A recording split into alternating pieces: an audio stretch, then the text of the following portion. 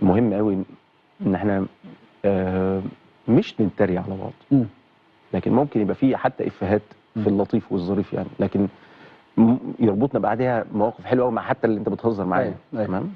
يعني حتى اليومين ثلاثه اللي فاتوا دول يعني، وهنا في قناه MBC يعني، حتى الموضوع اللي خاص بكابتن محمود. مهم جدا ان انت لما تيجي تنتقد بني ادم او حتى يبقى عندك حسابات شخصيه، ما مش كلنا ملايكه، في ناس بيبقى عندها حسابات شخصيه في هدف ما او شخص ما او انتقاد يعني. لكن لما تشكك في المرض ده النقص في ابهى صوره، تمام. حتى التبرير بعديها يعني، ان يعني احنا يهمنا الاجواء تبقى مش ملتهبه والدنيا تهدى. هي الدنيا هاديه اصلا لو انت بتتكلم على الاهلي والزمالك اللي جاي يعني، ده الفرقتين في اوحش صور ليهم، ده الجمهورين كل واحد قلقان ان هو يخسر اكتر من هو يكسب يعني. هو خسر يعني، قلقان ان هو يخسر، لان المستوى ده لا في احسن حالاته ولا احسن، المستوى ده في احسن حالاته وافضلها يعني.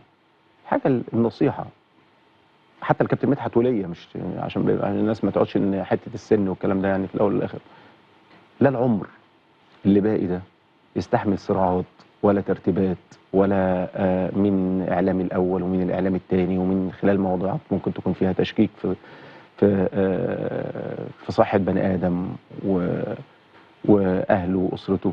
لا العمر محتاج ده ولا يستاهل ده. الحاجه الاخيره بقى يعني، انا نصيحه لو يقبل من اخ يعني، او بلاش اخ يعني، من حد، كونك ان انت تبقى عزيز وغالي وانت مش موجود احسن بكتير جدا من ان انت تبقى بلا قيمه وانت موجود. تمام. الشيء بشيء يذكر، الرموز ما بيجيش كل يوم. تمام. كابتن خطيب رمز كبير جدا، وخلينا من خلالك اقول لك يعني موقف قنوات MBC موقف مشرف جدا. لا تسمح انها يبقى في تجاوز في رمز وقيمه ومكانه كابتن محمود الخطيب كشخص وكرئيس للنادي الاهلي يعني. فموقف كان سريع واتاخد بشكل احترافي واحترامي شديد جدا جدا يعني. واتمنى يا رب ان يبقى في اللي جاي يعني في انتقاد في الاداء، في الراي، في القرارات زي ما انت عايز، لكن في المرض، في افتعال حاجه مثلا عشان تاخد بيها حاجه تانية، ما اعتقدش ان ده حاجه حلوه يعني. صحيح. شيء يذكر يعني بكل امانه يعني، وان كان الموقف كله على بعضه ظهر فيه موقف قنوات MBC، الا انه كمان الكابتن مدحت الحقيقه برضه اعتذر بالامس وتحدث على لسانه هو في هذا الامر بما يدل على احترامه وتقديره الكبير لكابتن محمود الخطيب. وده شيء مطلوب كان جدا جدا، وشيء ليس بغريب على مجموعه قنوات MBC اللي بعدها كانت بتاخد قرار مهم جدا. القناه اللي قطعت شوط كبير جدا مع الناس، مع كل الجماهير في بطولات ونجوم واستضافات كبيره جدا جدا تحترم وتقدر كل الجماهير. اعتقد ده كمان ظهر في الموقف الاخير. تيجي ناخد واحد فاصل يلا ونرجع نكمل كلامنا. يلا بينا. طب رجعنا حضراتكم مرة تانية ولسه مستمرين معاكم في حوارنا الممتع جدا مع الكابتن سيد عبد الحفيظ نجم مصر والنادي الأهلي. طب رؤيتك من بره للمشهد كده بتاع النادي الأهلي، لغرفة الملابس للنادي، تحس إنه الأهلي محتاج إيه؟ محتاج أجواء. احنا دايما زي ما اتكلمنا شوية حتى على المستوى الفردي، احنا بنتكلم على المستوى الجماعي، ان انت دايما تبقى مبسوط اصلا وانت رايح شغلك وانت رايح تأدي تمرينك وانت في معسكرك وانت في ماتشاتك، مفيش حاجه شغلاك. ده مهم قوي ان انت تبقى تعمل الاجواء. ما كل الناس اللي شغاله، في ناس عندها مفهوم مش صح خالص ان الموضوع لعيبه ومدرب بس. لا، هو الموضوع عمره ما كان لعيبه ومدرب. امال ايه؟ هي حاجات كتيره منظومه حواليه. عامل الاوضه اللي ممكن يعمل لك حاجه مثلا انت ما تاخدش بالك منها وسهله وبسيطه، بس انت في النهايه بتشوف انها حاجه عاديه، ايه اللي ما اتعملتش يعني. لبسك لو نظيف وماكو وريحته حلوه وتمام التمام وزمان محطوط في مكانه ومتنظم ومتوضب، فانت نفسيا كلاعب تمام ماشي. انت ما حسيتش ده وما شفتوش، لكن جيت لقيته نفسيا بقت حاجه مظبوطه. ماشي. اداري واخد باله من شغله، جهاز طبي متفاني جدا في عمله وبيقعد لحد الساعه 2 و3 و4، لو ما خدش كلمه شكر ده لو ما خدهاش. مم. تمام. يعني انت عارف العلاج الطبيعي في الوقت الحالي بقى عنصر مهم جدا في اللعبه طبعا. والمنظومه، طبعا. مهم جدا. طبعا. القعده اللي بتبقى موجوده في الاوضه دي، مم. القعده دي لازم تكون ايجابيه وفيها تركيز. لو انت شاطر بتقوم ناقل الموضوع عندك على طول في الحته دي، الناس كلها بتتكلم في حاجات، ما تتكلمش في حاجات تافهه ولا حاجات ملهاش علاقه باللي احنا مش شغالين فيه. مم. فبيبقى في ناس كتيره شغاله في الموضوع ده. اتنين بقى، عبقريه القياده، مم. مش الوش الخشب. مم. عبقريه القياده في التعامل مع اللي حواليك واللي معاك. مم. كل واحد له طريق، تمام، ماشي. تاخد منه احسن حاجه منه، احسن حاجه فيه ازاي. فلازم تبقى عارف كويس قوي ازاي تتعامل مع الناس، ازاي تتعامل مع المجموعه اللي حواليك. مش يعني برضه انا بقول والله لاصحابي وحبايبي وكل الناس يعني اللي، وخصوصا من لعيبه الكوره يعني، المنصب لما بيجي بتلاقي حته كده وحشه طلعت، مش عارف ليه، يعني مش عارف ليه. يعني الحته الوحشه دي كانت مستخبيه فين مش عارف. تلاقي تعامل مع ناس مش حلو خالص. في يعني كأن مثلا لما ارسم وش خشب على واحد مش هيقدر يراجعني. ايوه.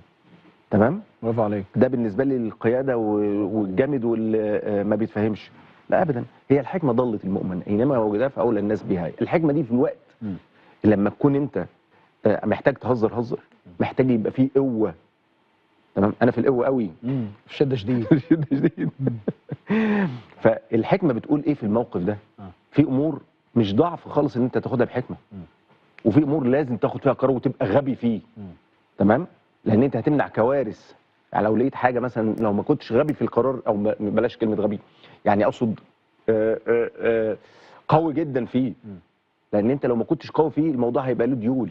ماشي. تمام؟ كل دي عناصر، انت عناصر لاي عمل اداري، لكن انا بكلمك انت دلوقتي كابتن سيد عبد الحفيظ قاعد معانا في الاستوديو، فانت لسه ما نزلتش الملعب ولسه ما شفتش. انت بتشوف القرايه اللي مش قرايه المطبخ، لسه انت قرايه المطبخ مش عندك. القرايه العاديه تحس انه الاهلي ناقصه ايه؟ لا، الاهلي زي ما قلت لك عايز اجواء. بس الناس ما حدش بيبدا من الصفر ابدا. مفيش عايز حد. اجواء، ولا عايز لمه في اوضه اللبس، ولا عايز بتبني تظبيطه في موضوع الفلوس، انت ولا بتبني عايزه ايه يعني؟ بتبني على اللي انت دخلت عليه. يعني لو ربنا اراد، لو ربنا اراد الاهلي اشبه بالمؤسسات. ماشي. تمام. كل واحد له دور ومكان. ماشي. تمام. انا ساعدك فيه. ماشي. لكن في النهايه بتاعت ابراهيم. حلو. كل ما بنقوي ابراهيم، تمام، القوه دي بتنتشر. تمام. وتحسب لي لان انا اللي مختار ابراهيم. مظبوط. وهكذا. حلو. فالنادي دايما مؤسسات. يعني الحته بتاعت الكوره، الحته بتاعت الباسك، انا بتكلم بشكل عام يعني. تمام. برضه في حاجه فلسفه. ربنا سبحانه وتعالى هو خلق لنا عينين، فاحنا دايما بنبص للي قدامنا. مظبوط. نادرا لما واحد يقعد يبص في نفسه كده، نادرا الا لو على المرايه حتى عشان يجمل نفسه. مظبوط. لكن عينيك دي بتشوف عيوب الاخرين. بس في وقت كبير جدا انت محتاج عيون تشوف عينين تشوف عيوبك انت. تمام.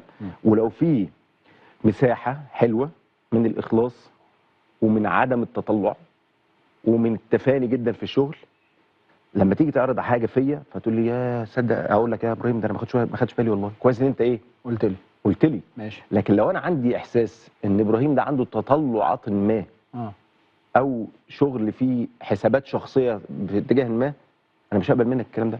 فالاهلي دايما كانت عنده عيون كتير ناخد فيها ونستعرض فيها، وفي الاخر ناخد ايه؟ قرار. طيب ده انت تحب تشوفه بعد كده في الاهلي، ان يبقى في عيون كتير تبص. هو موجود في الاهلي، مش هتشوفه. هو يعني ما فيش حاجه في الاهلي بتتخلق من العدم، هي موجوده اصلا. هي موجوده طبعا. طيب، وانا بكلمك على الجزئيه بتاعت انه لسه ما فيش جهاز فني. ايه رايك في اللاتيه بس حتى؟ انا لسه ما شفتش حاجه. خلي بالك المكنه هاخدها. انا لسه قدامي شويه معاك يعني. لو ربنا سهل. الناس ليه عماله تكتب اخر حلقه للكابتن سيد عبد الحفيظ مع ابراهيم فايق، واخر حلقه يا جماعه لسه والله الراجل قاعد شويه يا جماعه. انا السنه دي عدت كانها 10 دقايق. عدت بسرعه جدا، عدت بسرعه جدا. بس سيبك انت، والله انا كسبت اخ يعني. السنه دي مكسبها بالنسبه لي مش بس على المستوى المهني وعلى المستوى، انا كسبت اخ، واخ عزيز عليا يعني.